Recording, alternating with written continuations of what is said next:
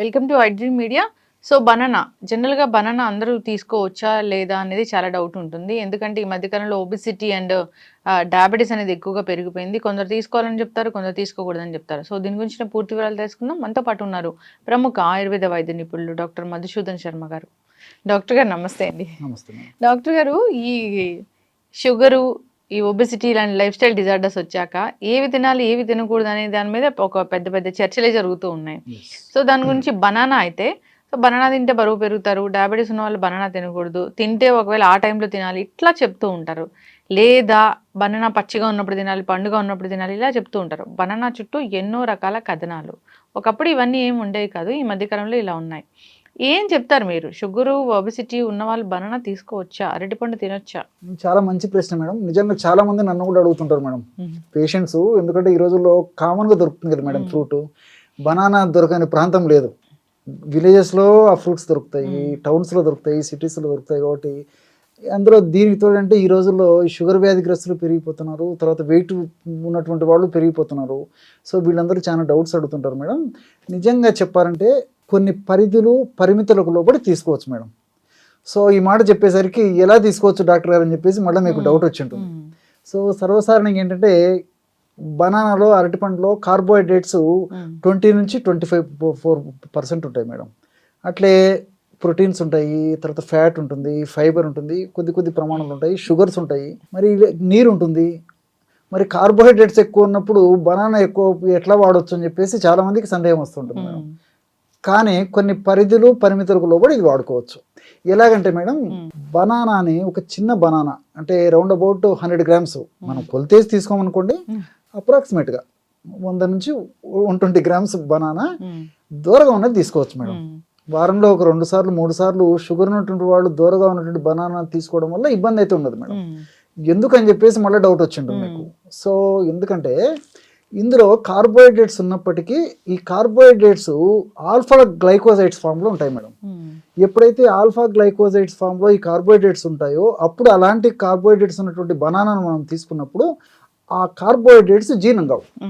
అంతే కదా madam. Carbohydrates జీర్ణమైనప్పుడే అది షుగర్ కింద మారడము, తర్వాత బ్లడ్లో కలవడము, బ్లడ్లో షుగర్ పెరగడం, ఇవన్నీ జరిగిపోతుంటాయి. ఎప్పుడైతే జీర్ణం కాదో కార్బోహైడ్రేట్స్, ఇంకా షుగర్ ఎట్లా పెరుగుతుంది మేడం? దూరగా ఉన్నటువంటి బనానాకు ఆ గుణం ఉంది మేడం, చాలా మందికి తెలియదు. సో అదొకటి, కార్బోహైడ్రేట్స్ జీర్ణం కావు. రెండోది ఏమంటే అందులో స్టార్చ్ కూడా ఉంటుంది అనమాట. ఈ స్టార్చ్ కూడా ఏంటంటే ఈ తీసుకున్నటువంటి ఆహార పదార్థాలు కానీ లేకపోతే బనానాలో ఉన్నటువంటి ఆ యొక్క స్టార్చ్ ఏదైతుందో దాని నుంచి త్వరగా చక్కెర కింద మారకుండా ఈ యొక్క స్టార్చ్ ఉపయోగపడుతుంది. అంటే తీసుకున్నటువంటి ఆహార పదార్థాలు ఉంటే కార్బోహైడ్రేట్స్ ఏవైతే ఉన్నాయో వాటిని త్వరగా చక్కెర కింద మార్చకుండా, త్వరగా రక్తంలో కలవకుండా ఉండేందుకు కూడా ఈ స్టార్చ్ ఉపయోగపడుతుంది మేడం. సో ఈ 2 కారణాల రీత్యా షుగర్ వ్యాధిగ్రస్తులు వారానికి ఒకసారి కానీ 2 సార్లు కానీ కొద్దో గొప్ప ప్రమాణంలో అంటే ఇంచుమించు 100 grams చిన్న బనానాను దట్టు దూరగా ఉన్నది తీసుకోవడంలో తప్పులేదు మేడం. అదొకటి. రెండోది వెయిట్ గురించి మనం ఆలోచించినట్లయితే వెయిట్ ఉన్నటువంటి వాళ్ళు చాలా మంది మీరు కూడా చూస్తూనే ఉంటారు, బనానా తీసుకుంటే వెయిట్ పెరుగుతారని. వాళ్ళు కూడా ఈ దూరగా ఉన్నటువంటి బనానాను తీసుకోవచ్చు మేడం. అది ఎందుకనేసరికి దానికి కూడా ఆన్సర్ ఏంటంటే అందులో పెక్టిన్ ఉంటుంది. పెక్టిన్ అనేటువంటి ఒక కెమికల్ ఉంటుంది. సో పెక్టిన్ ఉన్నటువంటి పెక్టిన్ ఎక్కువ ఉంటుంది దూరగా ఉన్నటువంటి వాటిలో. ఆ పెక్టిన్ ఉన్నటువంటి బనానాను తీసుకోవడం వల్ల ఏం జరుగుతుందంటే మేడం, పెక్టిన్ స్లోగా జీర్ణం అయిపోతుంది మనం తీసుకున్న తర్వాత. ఎప్పుడైతే తీసుకున్నటువంటి ఆ పెక్టిన్ స్లోగా జీర్ణం కావడం మొదలవుతుందో, స్లోగా జీర్ణం అవుతుందో మనకి కడుపు నిండినటువంటి భావన కలుగుతుంది. తిన్న తర్వాత త్వరగా ఆకలి కాదు. ఎప్పుడైతే కడుపు నిండిన భావన కలిగి త్వరగా ఆకలి కాదో ఆహారం మీద మళ్ళీ మనకు తినాలంటే సంకల్పం రాదు, టైం తీసుకుంటుంది. సో ఎప్పుడైతే మనకి ఎక్కువ ఆకలి కాదో ఆహారం కూడా వెంటనే త్వరగా తీసుకోము, తక్కువ ప్రమాణంలో తీసుకుంటాం. సో వీటి వల్ల ఏమంటే పోషకజనితమైన ఆహారాన్ని మనం తీసుకుంటూ కొన్ని జాగ్రత్తలు పాటించడం వల్ల ఈ బనానాను తీసుకోవడం వల్ల, ముఖ్యంగా ఈ దూరగా ఉన్నటువంటి బనానాను తీసుకోవడం వల్ల ఎలాంటి ఇబ్బంది లేదు మేడం. ఎస్, ఖచ్చితంగా డాక్టర్ గారు. సో బనానా తీసుకుంటే జనరల్గా ఆరోగ్య లాభాలు అంటే ఏముంటాయి? యాక్చువల్గా ఏంటంటే an apple a day keeps the doctor away. ఎవరో ఫారినర్స్ విదేశీయులు చెప్పినటువంటి స్లోగన్. కానీ మనం ఆలోచన చేయాల్సింది ఏమంటే ఏ banana also keeps the doctor away అని మనం చెప్పుకోవచ్చు అనిపిస్తుంది మేడం. ఎందుకంటే ఈ బనానా మన దేశ పంట. పూర్వకాలం నుంచి కూడా భారతదేశంలో పండేటువంటి పంటను ఇతర దేశాలకు మళ్ళీ ఎక్స్పోర్ట్ ఇదైపోతుంది, అది వేరే విషయం. కానీ మన పంట ఇది, ఉమ్, యాపిల్ మన పంట కాదు, కానీ అందరం అన్ని వాడుకుంటున్నాము. అది నెక్స్ట్ నాణ్యానికి రెండవ కోణం. ఉమ్, సో బనానా ముఖ్యంగా ఏంటంటే పేదవాళ్ళ నుంచి ధనికుల వరకు అందరికీ అందుబాటులో ఉండేటువంటి ఒక ఫ్రూట్ మేడం. అన్ని ప్రాంతాల్లో దొరికేది ఒకటి, ఈజీగా దొరుకుతుంది ఒకటి. సో ఇవన్నీ దీనికి ప్లస్ పాయింట్స్ ఉన్నాయి. రెండవది ఏంటంటే దీంట్లో కూడా విపరీతమైన పోషక విలువలు ఉన్నాయి మేడం. బనానాలో నేను చెప్పినట్లు ఇంతకుముందు చెప్పినటువంటి స్థూల పోషకాలు అంటే carbohydrates, proteins, fats, fibre, water, వీటితో పాటు ఈ సెలెనియము, మెగ్నీషియము, ఫాస్ఫరస్, కాల్షియము, ఐరన్ ఇలాంటివి అనేక రకాలైన పదార్థాలు ఉన్నాయి.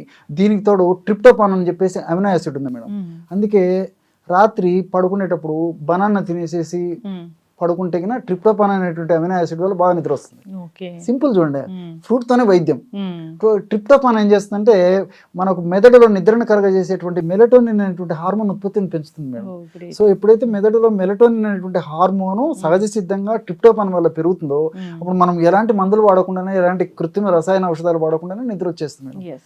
సో బనానా వాడుకోవచ్చు. తర్వాత ఈ మెగ్నీషియం ఉమ్, బోన్స్కు మంచిది, హార్ట్కు మంచిది, బ్రెయిన్కు మంచిది, బ్లడ్ వెజిల్స్కి మంచిది. అట్లే సెలేనియం కూడా సూక్ష్మ పోషకం. ఇది కూడా వివిధ రకాలైనటువంటి జబ్బులు రాకుండా ఉండేందుకు ఉపయోగపడుతుంది. అదేవిధంగా కాల్షియము, ఐరన్ ఇవన్నీ కూడా ప్రత్యక్షంగా పరోక్షంగా దేహానికి పోషణకు చాలా చక్కగా ఉపయోగపడతాయి మేడం. కాబట్టి ఈ బనానాను మిగతా వాళ్ళందరూ కూడా వాడుకోవడానికి తప్పులేదు, కానీ ముఖ్యంగా ఈ వెయిట్ ఉన్నటువంటి వాళ్ళు, తర్వాత షుగర్ ఉన్నటువంటి వాళ్ళు పరిధులు పరిమితులకు లోబడి ఈ పద్ధతులు వాడుకుంటే నిజంగా ఏ banana A day also keeps the doctor away అని చెప్పి స్థూలంగా చెప్పుకోవచ్చు మేడం. అంటే దాని అర్థం ఏమంటే అసలు డాక్టర్ వద్దకు వెళ్ళొద్దని కాదు, కానీ ఉమ్, చాలా వరకు డాక్టర్ అవసరం తగ్గించేటువంటి పరిస్థితి మన దేశంలోనే మన మహర్షులు పూర్వకాలం నుంచి మన పెద్దలు ప్రసాదించినటువంటి బనానా నుంచి మనకు దొరుకుతుంది మేడం. ఎస్, ఖచ్చితంగా డాక్టర్ గారు. ఏదో బయట దేశం నుంచి వచ్చిన ఫ్రూట్స్ తీసుకోవాలని అదే ఫ్యాషన్ గా చాలా చెప్తూ ఉంటారు, అలా తీసుకుంటూ ఉంటారు, దాంట్లో అవి ఉన్నాయి ఇవి ఉన్నాయని. లేదు, మన దగ్గర పండిన ఈ ఏవైతే మన లోకల్ ఫ్రూట్స్ ఉన్నాయో Yes. అవి మనకు ఖచ్చితమైన ఆరోగ్యాన్ని కలిగిస్తాయి.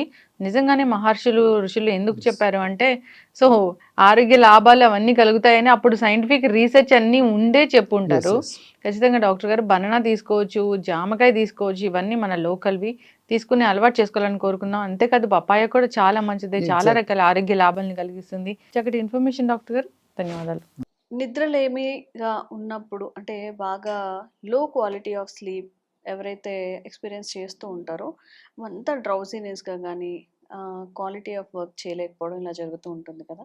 మరి ఈ సమస్యకి ఆయుర్వేదంలో ఎలాంటి పరిష్కారం ఉంది?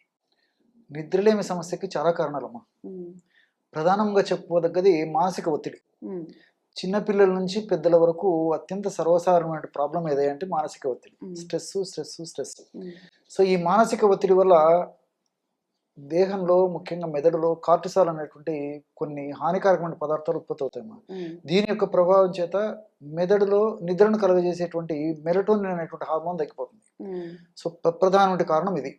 అనేక రకాలైన ఇతర కారణాల వల్ల కూడా నిద్రలేమి సమస్య కలుగుతూ ఉంటుంది. ఉమ్, దీనికి తోడు వాతావరణ కాలుష్యము, లేటుగా ఆహారం తీసుకోవడము, వ్యాయామం సరిగ్గా లేకపోవడము, అదేవిధంగా కొన్ని రకాలైన వ్యాధులు కూడా ఉమ్, ఫర్ ఎగ్జాంపుల్ ఆస్మా ఇలాంటి సమస్యలు ఉన్నప్పుడు ఎక్కువ శాతం మందిలో రాత్రిపూట ఇబ్బంది పెడుతుంటాయి. ఉమ్, సో దీనివల్ల కూడా మరి ఆ యొక్క సమస్య వల్ల నిద్రలేమి మొదలైపోతుంది. ఓకే. దీంతో పాటు కొన్ని రకాలైనటువంటి ఈ కీళ్ళ నొప్పుల సమస్యలు, చల్ల వాతావరణంలో ఈ నొప్పులు ఎక్కువైపోతుంటాయి. ఉమ్, అదేవిధంగా ఈ గ్యాస్ట్రిక్ ట్రబుల్ సమస్య ఉన్నటువంటి వాళ్ళలో కొంతమందిలో రాత్రిపూట మరి కడుపులో మంట, సంకటం, వికారం వచ్చేసేసి నిద్రలేమి మొదలయ్యేటువంటి పరిస్థితి ఏర్పడుతుంది. ఉమ్, ఇలా వివిధ రకాలైన కారణాల వల్ల ఈ యొక్క నిద్రలేమి సమస్య లేదా ఇన్సోమ్నియా సమస్య కలుగుతూ ఉంటుంది. ఉమ్, అంతేకాకుండా వాళ్ళు వాడేటువంటి కొన్ని రకాలైన కృత్రిమ రసాయన ఔషధాల యొక్క ప్రభావం చేత కూడా నిద్ర పట్టకపోయేటువంటి అవకాశం ఉంటుందమ్మా. ఉమ్, ఈ విధంగా అనేక రకాలైన కారణాల వల్ల మెదడులో మెలటోనిన్ అనేటువంటి నిద్రను కలుగజేసేటువంటి హార్మోన్ ఉత్పత్తి తగ్గిపోవడం కానీ, ఉమ్, కాస్త కుస్త ఉత్పత్తి అయినా అది శక్తివంతంగా పనిచేయకపోవడం వల్ల కానీ ఈ నిద్రలేమి సమస్య కలుగుతుంది. ఓకే. దీనికోసం అని చెప్పేసి మరి రకరకాల ప్రయత్నాలు చేస్తుంటారమ్మా. మాత్రలు వేసుకుంటుంటారు, టాబ్లెట్స్ వేసుకుంటారు, తప్పని పరిస్థితుల్లో ఇంజెక్షన్స్ వాడుతుంటారు. ఆ స్టేజ్ దాటిపోయినప్పుడు ఒక్కోసారి మరి హాస్పిటలైజేషన్ అయిపోయి కూడా 2 రోజులు 3 రోజులు హాస్పిటల్ నుండి కూడా ట్రీట్మెంట్ తీసుకోవాల్సినటువంటి పరిస్థితులు కూడా ఏర్పడుతుంటాయి. వీటన్ని నేపథ్యంలో వైద్యులు కూడా తప్పని పరిస్థితుల్లోనే ఈ నిద్రకు సంబంధించినటువంటి టాబ్లెట్స్ వాడమని చెప్తుంటారు, కానీ దీర్ఘకాలం పాటు ఎక్కువ వాడమని చెప్పేసి కూడా డాక్టర్లు కూడా చెప్పరమ్మా. ఎందుకంటే వాటికి ఉన్నటువంటి పరిధులు పరిమితులు వాటికి ఉన్నాయి కాబట్టి తప్పని పరిస్థితుల్లోనే వాడమని చెప్తుంటారు. కాబట్టి మన వాళ్ళు ఏం చేస్తారంటే ఏదో మాత్ర వేసుకుంటే నిద్ర పడుతుంది అనే ఉద్దేశంతో ఉద్దేశంతో కంటిన్యూగా వాడుతుంటారు. కొన్నాళ్ళ తర్వాత అదే డోస్తో అదే మెడిసిన్ పనిచేయదు, అప్పుడు మళ్ళీ డోస్ పెంచాల్సి వస్తుంది. అవును. కొన్నాళ్ళకు ఆ డోస్ పనిచేయదు, దానికి ఇంకొక మందు తోడు చేయాల్సి వస్తుంది. సో ఈ వల్ల క్రమక్రమంగా ఈ సమస్య జటిలం చేసుకోవడమే తప్ప సమస్యకు పరిష్కారం అయితే దొరకదమ్మా. సో ఈ నేపథ్యంలో ప్రకృతిలో దొరికేటువంటి ఔషధాలపైన మనం ప్రకృతిలో దొరికేటువంటి ఔషధాలపైన మనం అవగాహన కలిగి ఉండి వాటిని సద్వినియోగం చేసుకున్నట్లయితే క్షేమదాయకంగా అన్ని సైడ్ బెనిఫిట్స్తోనే ఎలాంటి సైడ్ ఎఫెక్ట్స్ లేకుండా చక్కటి నిద్ర మన సొంతం అవుతున్నామా. అది ఈ యొక్క ఆయుర్వేద వైద్య విధానం యొక్క ప్రకృతిలో దొరికే ఔషధాల యొక్క ప్రత్యేకత. సో జరిగితే వీటి వల్ల మేలే జరుగుతుంది, పరోక్షంగా అనేక రకాలైనటువంటి బెనిఫిట్స్ కూడా ఉంటాయమ్మా. సైడ్ ఎఫెక్ట్స్ ఉండవు కాబట్టి సైడ్ బెనిఫిట్స్ ఎక్కువ ఉంటాయి. అలాంటి అనేక రకాలైనటువంటి ఈ యొక్క యోగాల్లో ఇంచుమించు అందరూ వాడుకోదగ్గ ఫార్ములా చెప్తానమ్మా. కొన్ని వైద్యుల పర్యవేక్షణ లేకుండా వైద్యుల సూచన మేరకు కొన్ని రకాలైనటువంటి మందులు వాడకూడదమ్మా. ఇప్పుడు నేను చెప్పబోయేది అయితే ఇంచుమించు అందరూ వాడుకోవచ్చమ్మా. కొన్నాళ్ళ పాటు వాడుకోవడం వల్ల చెప్పుకోదగ్గ ఇబ్బంది కూడా ఉండదు. ఈ ఔషధంలో కావాల్సిన పదార్థాలు, ఈ ఔషధ తయారీకి కావాల్సిన పదార్థాలు 3. జటామాంసి ఈ మధ్య కాలంలో చాలా పాపులర్ అయిపోయింది. నార్డోస్టాకిస్ జటామాంసి అని చెప్పేసి దీని పేరమ్మా. మానసిక ఒత్తిడిని తగ్గించేందుకు వాడేటువంటి అత్యద్భుతమైనటువంటి పవర్ఫుల్ రెమెడీస్లో, ఔషధాల్లో జటామాంసి కూడా అగ్రస్థానంలో ఉంది. మానసిక ఒత్తిడి అంటే వైద్యులు కూడా జటామాంసి కలిసినటువంటి ఔషధాలను వాడుతుంటారమ్మా. అంత అద్భుతంగా పనిచేస్తుంది అనమాట. కాబట్టి ఆ జటామాంసి చూర్ణము. రెండవది దాల్చిన చెక్క. దాల్చిన చెక్క కూడా నిద్రను కలుగజేసేందుకు ఉపయోగపడుతుంది, మానసిక ఒత్తిడి తగ్గించేందుకు ఉపయోగపడుతుంది. అదేవిధంగా జటామాంసి కూడా అంతేమా, నిద్రను కలుగజేస్తుంది, మానసిక ఒత్తిడి తగ్గిస్తుంది. మల్టిపుల్ బెనిఫిట్స్ ఉంటాయి. మూడవ పదార్థంగా పచ్చకర్పూరం. పచ్చకర్పూరము మన ఆహార పదార్థాల వంటకాల తయారీలో వాడుతుంటాము, ప్రసాదాల తయారీలో, తీపి పదార్థాల తయారీలో, అదేవిధంగా కొంచెం కారం పదార్థాల తయారీలో కూడా వాడుతుంటారు అనమాట. కాబట్టి ఇంటర్నల్గా వాడుకునేటప్పుడు ఎటువంటి పరిస్థితుల్లో ఖచ్చితంగా ఈ పచ్చకర్పూరం ఇలాంటి వాటిని వాడుకోవాలి, కానీ ఈ హారతి కర్పూరం కానీ ఉంట కర్పూరం కానీ ఇలాంటివి వాడుకోకూడదమ్మా. ఎందుకంటే ఇవి సింథటిక్. పచ్చకర్పూరం అనేది చెట్టు నుంచి సహజసిద్ధంగా తయారైనటువంటి జిగురం అది, కాబట్టి ఒక ప్రక్రియల ద్వారా దాన్ని తయారు చేస్తారు. అంటే అలాంటి పచ్చకర్పూరాన్ని వాడుకోవాలి.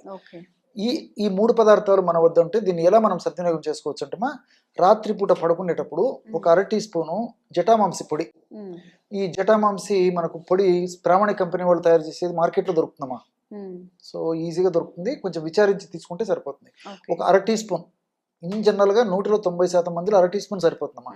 అవసరమైతే కాస్త పెంచుకోవచ్చు. 1/2 టీ స్పూన్ పౌడర్ని ఒక ప్లేట్లో వేసేసుకుని అందులో ఒక పించ్ ఆఫ్ దాల్చిన చెక్క, పించ్ ఆఫ్ పచ్చకర్పూరం, దాల్చిన చెక్క పొడి, అదేవిధంగా పచ్చకర్పూరం కూడా పించ్ అంటే తెలుసు కదమ్మా, ఆ 2 వేళ్లకు వస్తే ఎంత పచ్చకర్పూరం చేతికి వస్తుందో దాన్ని అలాగా క్రష్ చేసి అందులో వేసేయాలి. బాగా కలిపేసేసి తేనెతో చప్పరించేసేసి ఒక కప్పు గోరువెచ్చని పాలు తాగుతున్నారమ్మా. ఈ విధంగా క్రమం తప్పకుండా ఈ యొక్క ఔషధాన్ని వాడుకోవడం వల్ల ఇంతకుముందు నేనైతే చెప్పానో మెలటోనిన్ అనేటువంటి హార్మోన్ ఉత్పత్తికి చాలా చక్కగా దోహదపడమే కాకుండా ఈ కార్టిజాల్ లాంటి ఒత్తిడి వల్ల కలిగేటువంటి హార్మోన్ల యొక్క ఉత్పత్తిని తగ్గడం వల్ల చక్కటి ఆరోగ్యం వాళ్ళ సొంతం అవుతుందమ్మా. ఈ దాల్చిన చెక్కలో ఉన్నటువంటి క్యూమినాల్డిహైడ్, సిసమిక్ యాసిడ్ ఇవన్నీ కూడా ఈ మెలటోనిన్ ఉత్పత్తికి పెంచేందుకు ఉపయోగపడతాయి. అదేవిధంగా ఈ కర్పూరంలో ఉన్నటువంటి క్యాంఫరాల్ అనేటువంటిది కూడా ఈ మెలటోనిన్ ఉత్పత్తి సహకారిగా ఉంటుంది. సో ఈ విధంగా ఈ 3 పదార్థాలు కలిపి మనం ఔషధంగా వాడుకొని సద్వినియోగం చేసుకుంటున్నాం కాబట్టి చక్కటి నిద్ర వాళ్ళ సొంతం అవుతుంది. కానీ ఇంగ్లీష్ మందులు అలవాటు పడిపోయింటారు కాబట్టి చాలామంది ఏదో 1 రోజు వాడి 2 రోజులు వాడి, మరి డాక్టర్ గారు ఇంత చెప్పారు కదండి దీని గురించి, మేము వాడాము, 2 రోజులు వాడాము, 3 రోజులు వాడాము, మాకు అంత రిజల్ట్ లేదని చెప్పేసి కూడా కొంతమంది అనుకోవచ్చుమా. కాబట్టి ఈ బయలాజికల్ క్లాక్ రిథమ్ బాడీ తీసుకొచ్చేదానికి కొంచెం టైం పడుతుందమ్మా. శరీర తత్వాన్ని బట్టి, సీజన్ బట్టి, వ్యాధి యొక్క అవస్థను బట్టి, వ్యాధి యొక్క ఉత్పత్తిని బట్టి, ఇతర అనుబంధ లక్ష్యాలను బట్టి కొంతమందికి అంటే ఎక్కువ శాతం మందిరమ్మా. సో వారం రోజులు, 10 రోజులు, 15 రోజులు కూడా పట్టవచ్చు. ఒక్కసారి ట్రాక్లోకి వచ్చిందనంటే సో తీసుకున్న వెంటనే విత్ ఇన్ సూన్ చక్కటి నిద్ర వాళ్ళ సొంతం అవుతుంది. ఉదయం పూట కూడా మంచి ఆరోగ్యవంతంగా మెలకు వచ్చేస్తుందమ్మా. వాళ్ళకి అసంతృప్తి కూడా ఉండదు, క్వాలిటీ ఆఫ్ స్లీప్ పెరిగిపోతుంది, ఆ నిద్రపోయినటువంటి సంతృప్తి కలుగుతుంది, అదేవిధంగా ఆ క్వాలిటీ స్లీప్ కూడా బాగా పెరిగిపోతుంది. కాబట్టి క్షేమదాయకంగా బయటపడవచ్చు. కానీ ఈ ఔషధాన్ని కూడా కొన్నాళ్ళ పాటు వాడేస్తే సరిపోతుంది. దీనికి తోడు మరి మంచి నిద్ర పట్టాలంటే రాత్రిపూట పెందలాడే ఆహారం తీసుకోవాలి, తేలిగ్గా జీర్ణమయ్యేటువంటి ఆహారం తీసుకోవాలి, ప్రకృతిలో దొరికేటువంటి ఆహార పదార్థాలను తీసుకోవడానికి ఎక్కువ ప్రాధాన్యత ఇవ్వాలి. ఖచ్చితంగా టయానికి విశ్రాంతి తీసుకోవడం అలవాటు చేసుకోవాలమ్మా. అదేవిధంగా ఉదయం పూట కూడా టయానికి లేవడం అలవాటు చేసుకోవాలి. ఒకటే సైన గదిలో పడుకుంటూ ఉండాలమ్మా. సో ప్లేస్ మార్చడం వల్ల కూడా కొన్ని రకాల మార్పులు జరగడం వల్ల కూడా నిద్ర పట్టకపోయే ప్రమాదం ఉంది. దీంతో పాటు అతిగా లైటింగ్ కూడా పనికిరాదమ్మా. ఓకే. సో లైటింగ్ ప్రభావం కూడా కళ్ళ మీద పడి ఆ రెటీనా మీద పడడం చేత మెలటోనిన్ ఉత్పత్తిలో తేడాలు జరిగేసి కూడా మరి నిద్ర పట్టకపోయేటువంటి అవకాశం ఉంటుంది. కాబట్టి అతిగా లైటింగ్ పడకుండా ఇలాంటి జాగ్రత్తలు తీసుకుంటూ నేను చెప్పినటువంటి ఔషధాన్ని కొన్నాళ్ళ పాటు వాడి ఆపేసినప్పటికీ మనం తీసుకునేటువంటి జాగ్రత్తల వల్ల సక్రమంగా ప్రతిరోజు కూడా చక్కటి నిద్ర, కంటి నిండా నిద్రపోతే ఒంటి నిండా ఆరోగ్యం అన్న రీతిలో కంటి నిండా నిద్ర వచ్చేటువంటి పరిస్థితి ఏర్పడుతుంది. మరి మనకు ఒంటి నిండా ఆరోగ్యం కూడా చేకూరుతుందమ్మా. ఓకే. ఓకే. మరి నిద్రలో ఏం సమస్యలు ఉన్నప్పుడు ఈ చిట్కానైతే పాటించి చూడండి. Thank you so much sir. Okay. And for more videos, Please subscribe to iDream. Please subscribe to iDream. Please subscribe iDream. And please subscribe to iDream. For more videos, subscribe to iDream. please like, share and subscribe to the channel. Congratulations, iDream. Subscribe to iDream. Subscribe to iDream. So subscribe to iDream Media. iDream ki iDream team అందరికి huge congratulations. Please subscribe iDream Media. Please subscribe to iDream. Subscribe iDream. Please subscribe to iDream. iDream అంటే నా కళల ఛానల్ను subscribe చేసుకున్న నోరు తిరుగుతలేదు, మీరైతే గంట గుర్తు కొట్టండి. For more such videos, please subscribe to iDream. Subscribe to iDream. Please subscribe to iDream. Please subscribe iDream Media. Please do subscribe to iDream. Please subscribe to iDream Media. For best entertainment and information, please subscribe iDream. And don't forget to subscribe to iDream.